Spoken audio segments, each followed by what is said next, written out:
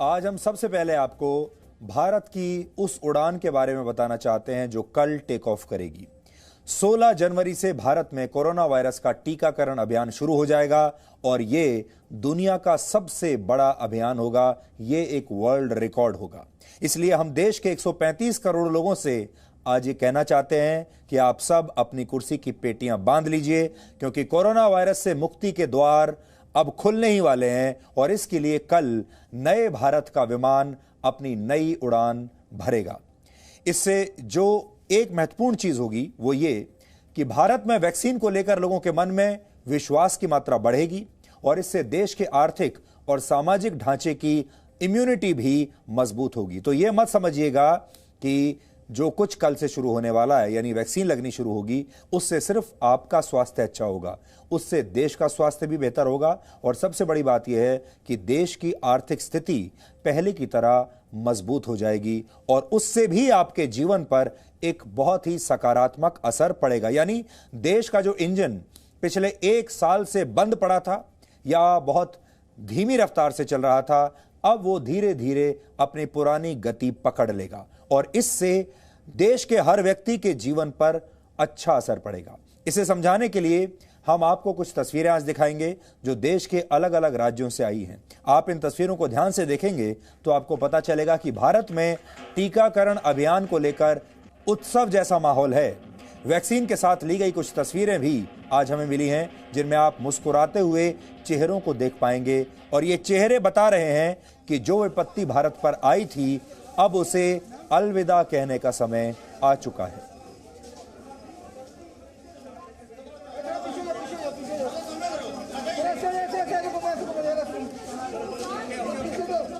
भारत में कल से दुनिया का सबसे बड़ा टीकाकरण अभियान शुरू होगा, इसलिए हम आपको जल्दी से इस पर कुछ महत्वपूर्ण बातें बताना चाहते हैं। पहले चरण में देश भर के सरकारी और प्राइवेट अस्पतालों के 3 करोड़ हेल्थ केयर वर्कर्स और फ्रंट लाइन वर्कर्स को यह वैक्सीन लगाई जाएगी और यह पूरी तरह से मुफ्त होगी, जिसका पूरा खर्च केंद्र सरकार उठाएगी। यह इस अभियान का पहला चरण होगा जिसे अगले कुछ हफ्तों में पूरा करने का लक्ष्य है। दूसरे चरण में 50 साल से ज्यादा उम्र के लोगों और गंभीर बीमारियों से ग्रस्त 27 करोड़ लोगों को कोरोना का टीका लगाया जाएगा। इसके लिए हर जिले में टास्क फोर्स बनाई गई है और चुनावों की तरह अलग अलग जगहों पर बूथ बनाकर कोरोना की वैक्सीन लगाने की पूरी तैयारी है। इसके अलावा कोविन नाम का एक डिजिटल प्लेटफॉर्म भी बनाया गया है जिस पर वैक्सीन लगवाने वालों को रजिस्टर किया जाएगा। यह डिजिटल प्लेटफॉर्म भारत के टीकाकरण अभियान को सिस्टम में मौजूद कमियों से लड़ने के लिए इम्यूनिटी देगा ताकि यह अभियान अपनी दिशा से कभी भी भटके नहीं। तो टीकाकरण अभियान पर अब तक की ये महत्वपूर्ण जानकारियां हैं जो अभी हमने आपको बताई। इस पर हमने एक छोटा सा विश्लेषण भी किया है जिसे आज आप सबको जरूर देखना चाहिए ताकि आप समझ जाएं कि कल से हम एक नए युग में प्रवेश करने वाले हैं। और एक बात और आपको कहना चाहते हैं, इस देश में बहुत सारे ऐसे लोग हैं जो आपको नकारात्मक माहौल में लेकर जाना चाहते हैं, जो आपको उत्सव मनाने से रोकना चाहते हैं, जो आपको सेलिब्रेट नहीं करने देना चाहते, जो आपसे ये कहते हैं कि इसमें खुशियां मनाने जैसी क्या बात है, ऐसा क्या हो गया, जो हर उपलब्धि को कम करके आंकना चाहते हैं। उन लोगों के बहकावे में मत आइए, अपने देश पर गर्व कीजिए। कल वाकई देश एक नए युग में प्रवेश करने वाला है और इस युग में प्रवेश करने को लेकर आपको इसे एक उत्सव की तरह देखना चाहिए।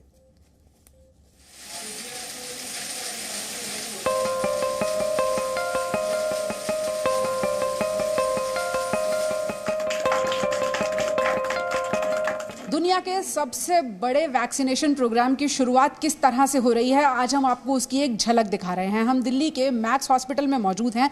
ये जो पूरी तैयारी इस वक्त आप देख रहे हैं, इस पूरे हिस्से को बदल दिया गया है वैक्सीनेशन के हिसाब से। 100 लोगों को वैक्सीन लगाई जानी है, लेकिन क्योंकि ये दुनिया के सबसे बड़े टीकाकरण की एक छोटी सी भागीदारी है, उसकी तस्वीर हम आपको दिखा रहे हैं। यहाँ पर साउथ डिस्ट्रिक्ट से डीएम ऑफिस से अधिकारी भी पहुंचे हुए हैं जो इस वक्त तैयारियों का जायजा भी ले रहे हैं और तैयारियां भी करवा रहे हैं। ये सोशल डिस्टेंसिंग डिस्टेंसिंग की तैयारियां हैं वो हम आपको दिखा रहे हैं कि किस तरह से लोगों को बिठाया जाएगा। चैलेंजिंग था, बट अपने देश के लिए और अपने कोविड पेशेंट्स और हेल्थ केयर वर्कर्स के लिए हमने सारा ओवरकम कर लिया। पहला सबसे बड़ा चैलेंज था कि एक साइट आइडेंटिफाई करी जाए जिसमें 300 के करीब लोग एक साथ वैक्सीनेटेड हो सके। इस पूरे इलाके का दौरा भी करवा देते हैं और ये दिखाते हैं कि यहाँ पर आने के बाद जब आपका नाम वेरीफाई हो गया कि आपका नाम लिस्ट में है, आपको इंजेक्शन लगाना है, उसके बाद अपनी बारी की प्रतीक्षा करने के लिए आपको इन चेयर्स पर बैठना होगा। सोशल डिस्टेंसिंग के मार्क यहाँ पर लगा दिए गए हैं। रजिस्ट्रेशन डेस्क भी है और वैक्सीनेशन रूम भी है। आप बार बार एक कोविन पोर्टल के बारे में सुन रहे हैं, वही कोविन पोर्टल यहाँ पर एक्टिवेटेड रहेगा जहाँ एक अधिकारी रहेंगे और कोविन की एंट्री करने के लिए यहाँ पर वो मौजूद रहेंगे। यानी कि जो हेल्थ केयर वर्कर जिसको वैक्सीन लगनी है वो यहाँ पहुंच चुका है, पहले उसका नाम दर्ज होगा और उसके बाद उसको जैसे ही वैक्सीन लगती है तो उसको वैक्सीन लग गई वो भी कोविन पोर्टल में दर्ज होगा। एडवर्स इफेक्ट फॉलोइंग इम्यूनाइजेशन, यानी अगर इम्यूनाइजेशन की वजह से कोई एडवर्स इफेक्ट होता है तो ये वो मॉनिटरिंग रूम बनाया गया है जहां पर डॉक्टर रहेंगे और साथ में उनके हेल्थ केयर वर्कर्स रहेंगे। फिलहाल जो यहाँ की तस्वीर है वो ये बता रही है कि फीमेल वर्कफोर्स के ऊपर जिम्मेदारी रहेगी। कल मैक्स हॉस्पिटल में आप देख रहे हैं तमाम जगह पर जो नर्सेज हैं, जो स्टाफ है, चाहे वो एडमिनिस्ट्रेशन का स्टाफ हो, हॉस्पिटल की एमएस हो या फिर नर्सिंग स्टाफ हो, ज़्यादातर महिलाओं ने जिम्मेदारी संभाली है। और हम आपको बता सकते हैं कि अगर महिलाओं के हाथ में जिम्मेदारी होगी तो काम भी ठीक ही होगा। कल इस कमरे में असली वैक्सीनेशन जब होगा 100 हेल्थ केयर वर्कर्स का, वो तस्वीरें भी आप तक पहुँचाएंगे। लेकिन आज जो तैयारी की तस्वीरें हैं वो ये बता रही हैं कि तैयारी पूरी हो चुकी है, अब सिर्फ वैक्सीन का और लगवाने वाले का इंतजार है। कैमरामैन विकास के साथ पूजा मक्कड़, जी मीडिया, दिल्ली। यह शायद पहली बार है कि जिस समस्या से पूरी दुनिया इस समय परेशान है, हमने उसका स्वदेशी समाधान बड़े बड़े विकसित देशों से पहले ही भारत में ही खोज निकाला है। यह उस भारत के लिए बहुत बड़ी कामयाबी है जो आज से 75 साल पहले तक अपने इस्तेमाल के लिए एक सुई भी विदेशों से खरीदता था। लेकिन आज का भारत नया भारत है और ये नया भारत इतिहास रचने के लिए अब बिल्कुल तैयार है। भारत में जब कल कोरोना का ये टीकाकरण अभियान शुरू होगा तो इससे देश को भी एक नई इम्यूनिटी मिलेगी और ये इम्यूनिटी भारत को आज की चुनौतियों से मुकाबला करने में एक बहुत बड़ा रोल निभाएगी। इसे अब आप 3 पॉइंट्स में समझिए। पहला, जब आपको कोरोना वायरस का टीका लगाया जाएगा तो इसका असर सिर्फ आपके स्वास्थ्य पर नहीं बल्कि देश की अर्थव्यवस्था के स्वास्थ्य पर भी पड़ेगा।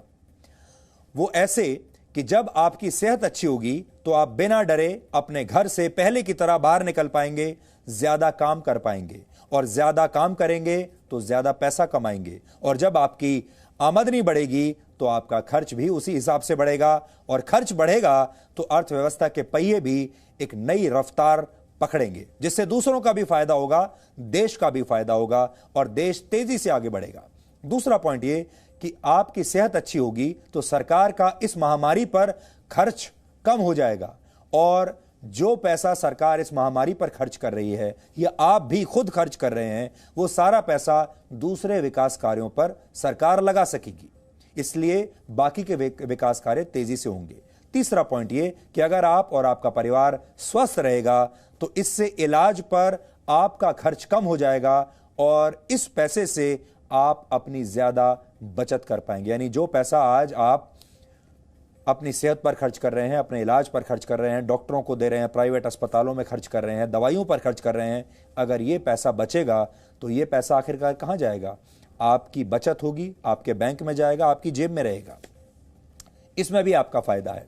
तो इसका मतलब यह हुआ कि कोरोना का टीकाकरण अभियान सिर्फ आपको ही स्वस्थ नहीं रखेगा बल्कि इससे देश की आर्थिक और सामाजिक स्थिति में भी जबरदस्त सुधार आएगा और वो सुधार आपको बहुत जल्दी देखने को मिलेगा।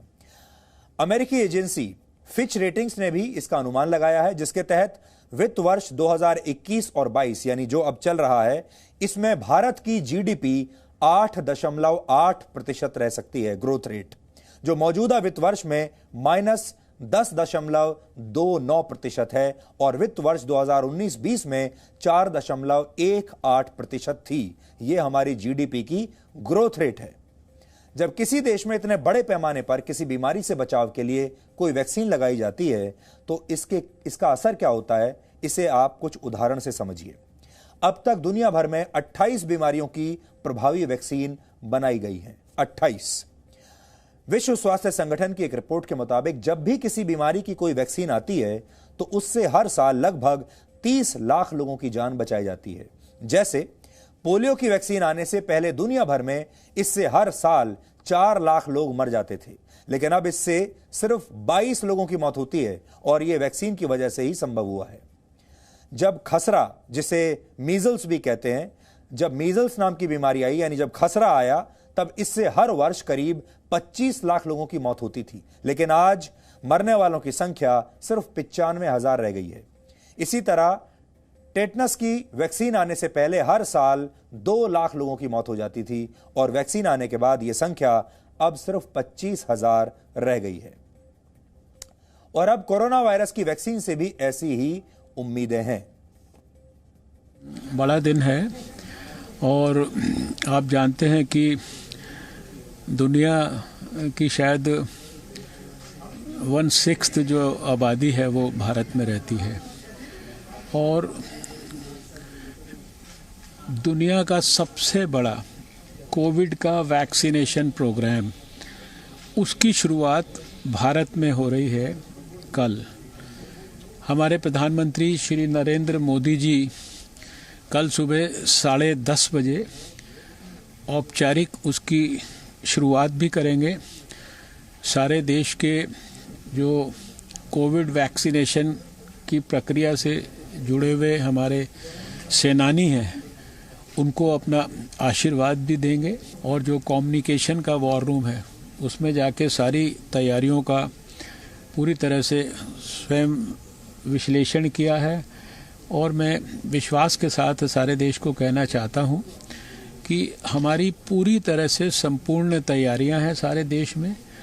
कल हम 3006 स्थानों पर वैक्सीनेशन प्रारंभ करेंगे और इन 3006 स्थानों में लगभग 3 लाख के करीब हमारे हेल्थ वर्कर्स, चाहे वो सरकारी अस्पतालों में और सरकारी हेल्थ फैसिलिटीज़ में काम करते हों, चाहे वो प्राइवेट सेक्टर में काम करते हों, उनको कल कोविड की वैक्सीन मिलना प्रारंभ होगी। कह सकता हूं कि आने वाले समय में जो प्रक्रिया शुरू हो रही है इसके कारण ये शायद इसको मैं अगर कहूं कि this is the beginning of the end of Covid, तो इसमें शायद कोई अतिशयोक्ति नहीं होगी। अब हम आपको इसी विषय पर एक निराशाजनक समाचार भी देना चाहते हैं और वो ये है कि इस विषय में भी अब राजनीति की पूरी मिलावट हो चुकी है। हमारे देश में 2 तरह के लोग होते हैं। एक तो वो होते हैं जिन्हें दूसरे के घर में हमेशा परेशानी नजर आती है, दूसरे को हमेशा कमतर करके आंकते हैं, और एक वो होते हैं जिन्हें अपने घर में भी परेशानी ही परेशानी दिखती है, अपने घर में भी उन्हें कमियां ही कमियां दिखती हैं। आपने देखा होगा हमारे देश में एक वर्ग ऐसा है जो लगातार आपको ये कह रहा है, आपके मन में ये शंका डाल रहा है कि जो वैक्सीन आई है ये सही नहीं है, आप इसे मत लगवाइए, या इस वैक्सीन का कोई साइड इफेक्ट हो सकता है, ये आपके शरीर पर कोई बुरा असर डाल सकती है, और उस पर भी एक तरीके की राजनीति हो गई है। विपक्षी पार्टियां ऐसा एक इंप्रेशन आपको दे रही हैं जैसे ये वैक्सीन बीजेपी की वैक्सीन हो और इसे नहीं लगवाना चाहिए। और अब इससे पहले आपने देखा होगा हमारे देश में रंग बट चुके हैं पार्टियों के बीच में और विचारधाराओं के बीच में। खाने जो भोजन है वो भी बट चुके हैं। बिरयानी एक वर्ग का खाना मानी जाती है, खिचड़ी दूसरे वर्ग का खाना मानी जाती है। इसी तरह जानवरों का भी बंटवारा हो चुका है। हर चीज हमारे यहां धर्म के नाम पर और विचारधारा के नाम पर बट चुकी है। चाहे रंग देख लीजिए, कोई भी चीज देख लीजिए। अब वैक्सीन का भी बंटवारा हो चुका है। अब वैक्सीन भी अलग अलग वर्गों में विचारधारा के हिसाब से और पार्टियों के हिसाब से बढ़ चुकी है, और थोड़े दिन में आपको ऐसा लगेगा कि ये विपक्ष की वैक्सीन है और ये सरकार की वैक्सीन है, जबकि वैक्सीन तो किसी की नहीं होती। वैक्सीन सिर्फ इंसान की जान बचाने के लिए होती है, और हमें लगता है कि इस तरह की राजनीति देश हित में नहीं है। ऐसे लोगों से बच कर रहिए जो आपको अपने देश पर गर्व करने से रोकते हैं, अपने देश की उपलब्धियों पर गर्व करने से रोकते हैं। भारत में वैक्सीन को मंजूरी देने पर अब एक अलग तरह की राजनीति हो रही है, और इस मुहिम में 2 वर्ग भारत के हो गए हैं, 2 हिस्से हो गए हैं। हम कहते हैं ना कि भारत तो 1947 में आजाद हो गया था और बहुत सारे लोग भारत को तोड़ना चाहते हैं। तो जो तोड़ना चाहते हैं उन्होंने भारत को दो वर्गों में तोड़ दिया है ऑलरेडी, और वो है एक वहां जहां बीजेपी की सरकारें चल रही हैं और एक टुकड़ा भारत का वो हो गया है जहां विपक्ष की सरकारें चल रही हैं। और इस मुहिम में छत्तीसगढ़, पंजाब, झारखंड और पश्चिम बंगाल जैसे राज्य शामिल हैं जिन्होंने भारत की मेड इन इंडिया वैक्सीन जिसका नाम है कोवैक्सीन, इस कोवैक्सीन को इन राज्यों ने मंजूरी नहीं दी है। यानी जहां जहां विपक्षी सरकारें हैं उन्होंने कोवैक्सीन को, जो हैदराबाद में बनी वैक्सीन है, इसे मंजूरी नहीं दी है। इन राज्यों को भारत में बनाई गई वैक्सीन पर जरा भी विश्वास नहीं। सोचिए, जिस देश ने इन नेताओं को सत्ता में आने का मौका दिया उसी देश में बनी वैक्सीन पर इन नेताओं को भरोसा नहीं है। इन्हें किस पर भरोसा है? इन्हें ऑक्सफोर्ड यूनिवर्सिटी द्वारा विकसित की गई कोविशील्ड वैक्सीन पर विश्वास है, क्योंकि यह एक विदेशी वैक्सीन है। सोचिए, इस देश के लिए इससे बड़ा दुर्भाग्य और क्या हो सकता है कि हमारे ही देश के कुछ राज्य सरकारें, हमारे ही देश के कुछ नेता विदेशी वैक्सीन पर भरोसा कर रहे हैं और हमारे देश की अपनी वैक्सीन पर विश्वास नहीं कर रहे, और इसीलिए वो राज्य सरकारें जहां पर विपक्षी दलों की सरकार हैं वो कोवैक्सीन को नहीं खरीद रही हैं, नहीं लाने दे रही। खरीदने की तो बात ही नहीं है क्योंकि सारा पैसा केंद्र सरकार ही दे रही है, लेकिन तब भी ये उसे लेने को तैयार नहीं। कोवैक्सीन का विरोध करने वाले राज्यों में छत्तीसगढ़ और पंजाब प्रमुख हैं जहां कांग्रेस की सरकार है। हो सकता है राहुल गांधी ने उन्हें पहले ही कह दिया हो कि आपको यह वैक्सीन नहीं खरीदनी है, नहीं लेनी है।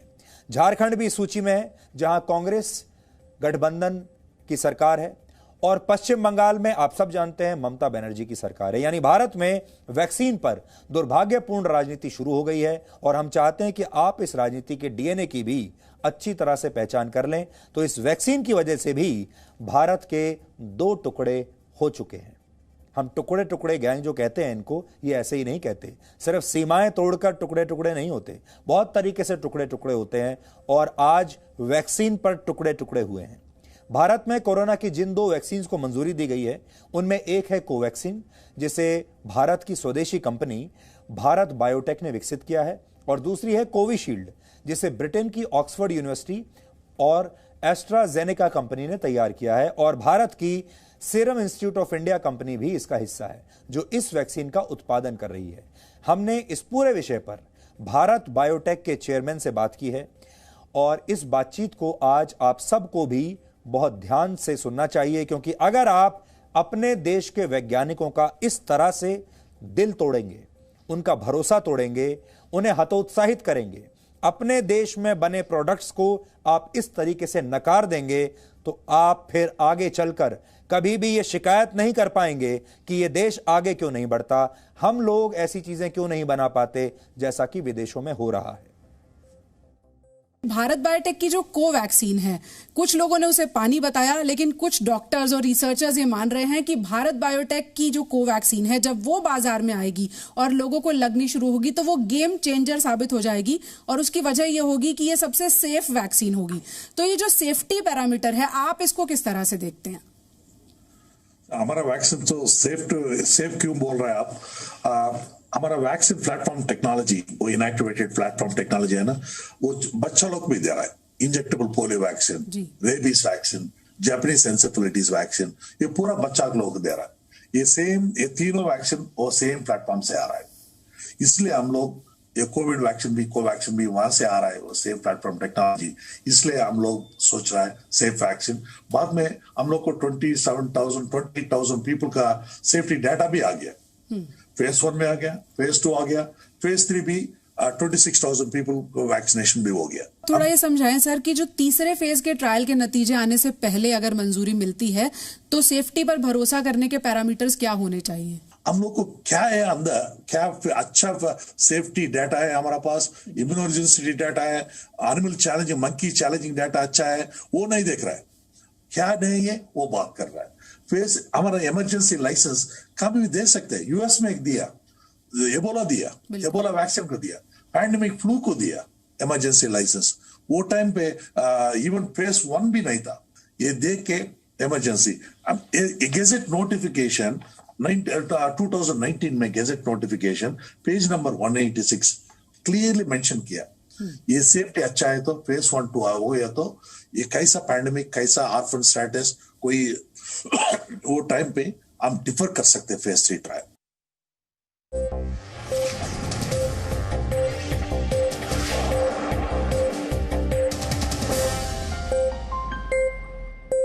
Presenting B News app, available on Google Play and App Store. Download it now.